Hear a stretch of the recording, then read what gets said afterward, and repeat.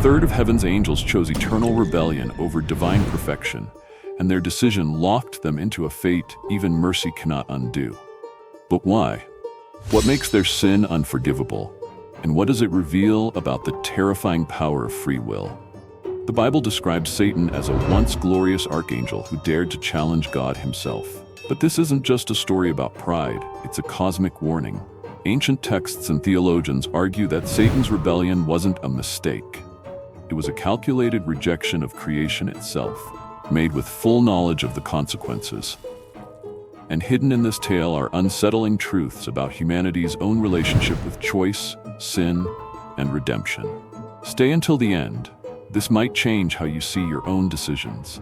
And don't forget to join the Celestial Chronicles community for more deep dives into forbidden truths. Hit subscribe and let's unravel the mysteries together. Lucifer wasn't some rogue angel with a grudge. According to Ezekiel 28, he was God's masterpiece, adorned with precious stones, perfect in beauty, and stationed in Eden itself.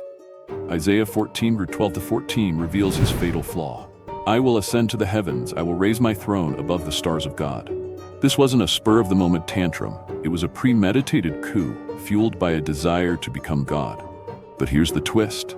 Satan didn't act alone. Revelation 12:4 claims he convinced a third of heaven's angels to join him.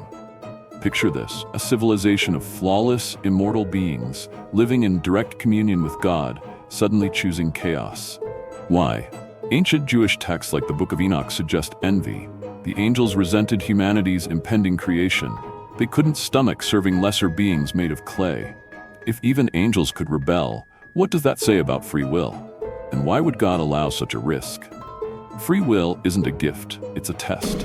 Angels, like humans, were given the freedom to choose loyalty or defiance. But unlike humans, angels exist outside of time. They don't learn or grow. Their choices are instant and absolute. Think of it like a snapshot. Once an angel acts, their will crystallizes into eternal identity. This explains why Satan never repents. In Paradise Lost, Milton writes, "Better to reign in hell than serve in heaven." For angels, rebellion isn't a phase, it's who they are. Theologian Thomas Aquinas argued that angels, as pure spirits, lack the physical distractions humans face. Their choices are purely intellectual, no hormones, no pain, no fear of death to cloud judgment.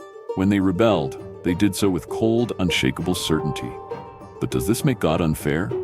If he knew they'd fall, why create them? Humans get second chances. Peter denied Jesus 3 times and became the rock of the church. Paul persecuted Christians and became an apostle. But for fallen angels? No redemption arc, no mercy. Just Jude 1:6. Angels who did not keep their positions of authority, but abandoned their proper dwelling.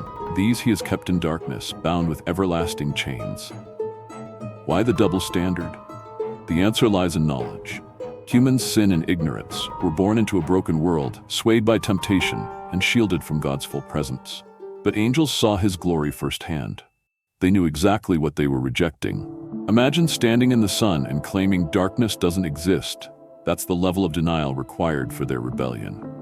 Early church fathers like Augustine called this the sin against the Holy Spirit.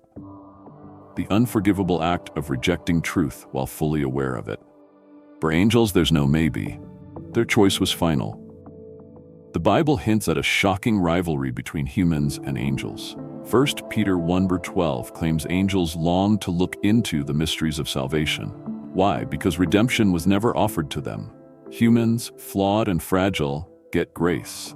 Angels, mighty and wise, get judgment. This explains Satan's obsession with corrupting humanity. If he can't have heaven, he'll sabotage God's new favorite project. The Garden of Eden wasn't just about an apple. It was a statement. You think these mud creatures are better than me? Watch them fall faster. But there's a loophole. Hebrews 2:16 says Jesus came to save Abraham's descendants, not angels. Some scholars believe this implies angels couldn't be saved, not that God refused. Their nature locks them into their choices. Humans, with our blurred lines between reason and emotion, can still pivot. Is humanity God's plan B? And what happens if we pass the test angels failed? 1 Peter 1:11-12 reveals a startling detail. Even angels long to look into these things. What things? The gospel, the idea that a dying Messiah could redeem sinful humans. To angels, this is baffling. They saw Christ's divine power firsthand. Why would he sacrifice himself for lesser beings? This curiosity exposes a gap in angelic understanding. They know facts, but not grace. They comprehend justice, not mercy.